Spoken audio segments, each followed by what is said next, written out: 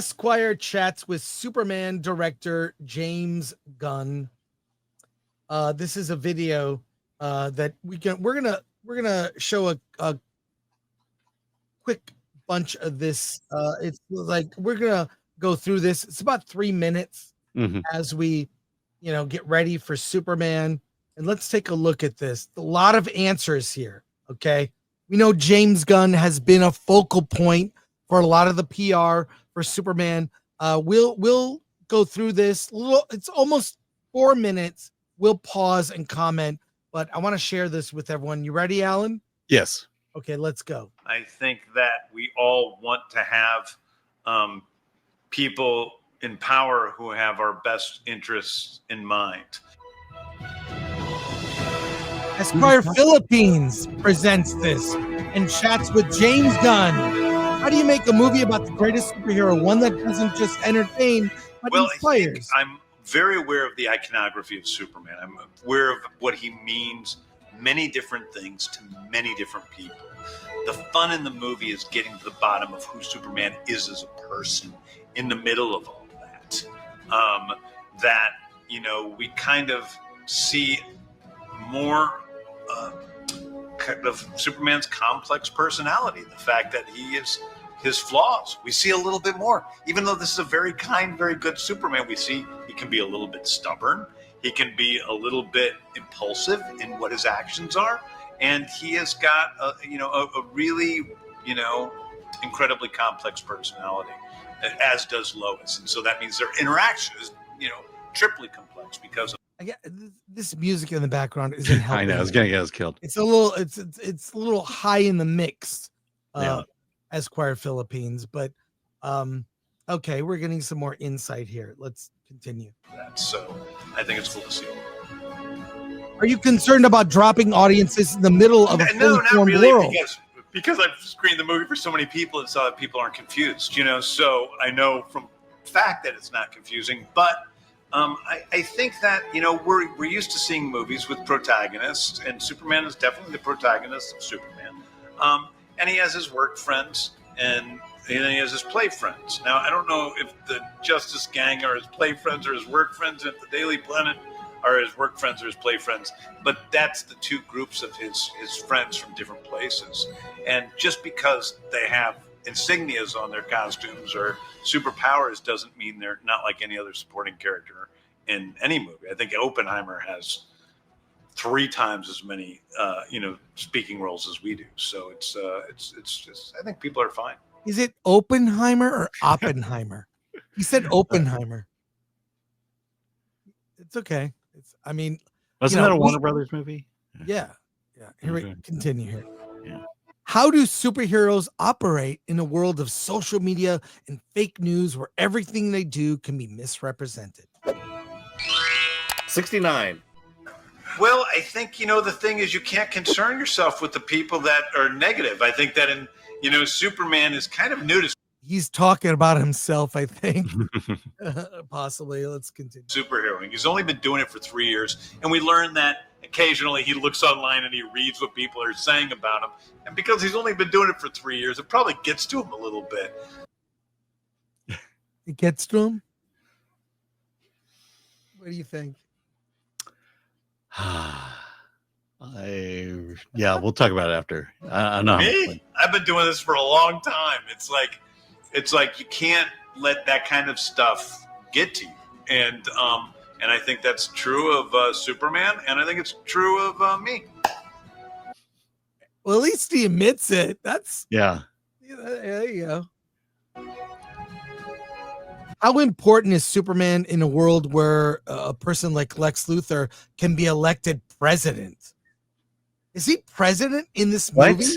No, maybe they're talking about someone else and likening Lex Luthor to that person. No, is Lex Luthor Trump? I don't think so. I really don't. I don't. Everyone, please, don't make assumptions. Here we go. Because Lex Luthor is going to take the world down with real estate. Okay, keep going. I think that Superman is more important to hard work, but I think he's more desired than ever. I think that we all want to have people in power who have our best interests in mind. And going to see Superman, you see that Superman is that person. He's got a lot of power, and he cares about everyone, and he cares about looking after the little man. And I think that we live in a world with a lot of negativity. We look in a world with a lot of anger, a lot of mean discourse online, and I think that Superman is. How much is he meant like mean discourse, social media? This Superman is really sort of formed because of online stuff. Yeah, I hope it's not that. I'll address it when this is over. It's kindness. He represents kindness, and that is such a simple thing. And I don't think that when I was 12 years old, I think I'd be making a movie about kindness because it's in short supply. But hopefully that Superman inspires people just to be a little more kind to each other. There you go. Alan, your thoughts? Yeah. Well, two things. One is there are clearly two marketing campaigns going on here. There's the Superman marketing campaign and there's the James Gunn marketing campaign. One is doing better than the other. And they should probably discard the one that's not working, which is the James Gunn. The other thing is, look, I addressing what James Gunn has mentioned. I mean, I get the idea of trying to really humanize Superman, trying to make him feel like he's just one of us. My fear is that they're gonna Zaphod Beeblebrox him, where Superman just becomes he's just this guy, and that's the way I felt like watching that. It's just Superman's just this guy. He's got powers. He's just this guy, And so, this is not the Superman. I have very specific ideas of what Superman should be, and I mention it every time I talk about Man of Steel because that's not the Superman I wanted. This idea that he's this alien who needs to be addressed as an alien who shouldn't be on planet Earth. I'm like, that's not a Superman story.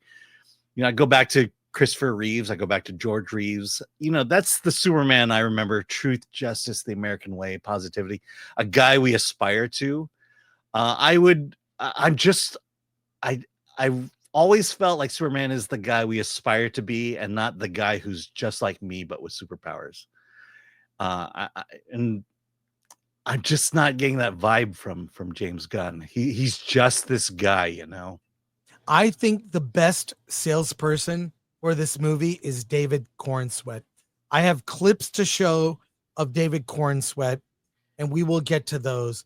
But James Gunn is not helping the movie. Now, for those of us that, pay a lot of attention to the stuff, maybe it's bothering us, but I think the general public is not even tuned in and doesn't care. Mm-hmm. They just don't care. And I feel like this will have a lot of walk-up business with kids and families. I just get a feeling it'll hit the kids and families that don't pre-book and reserve tickets. They just walk up and let me buy a ticket to whatever showing 3:00. Sure. Yeah. No. Well, this is an unforced error. This marketing campaign has done more to damage Superman than anything else. Again, the reason you do a marketing campaign is you want to encourage and inspire people to see your movie. And this marketing campaign has done the exact opposite. I don't know anything about the movie. I don't know whether it's good or whether it's bad. All I can do is based on the marketing campaign, and it's not good. And again, DC is doing it to themselves. Warner Brothers is doing it to themselves. And we have not as yet been invited to a screening. I'm told this weekend they are screening it for influencers. I'm sure they'll be under embargo. As yet, you and I have not been invited to an early screening. As far as I know, I'm seeing it on July 8th, the early access Amazon. We all bought tickets. I paid my money. I'm going to go see it and decide for myself.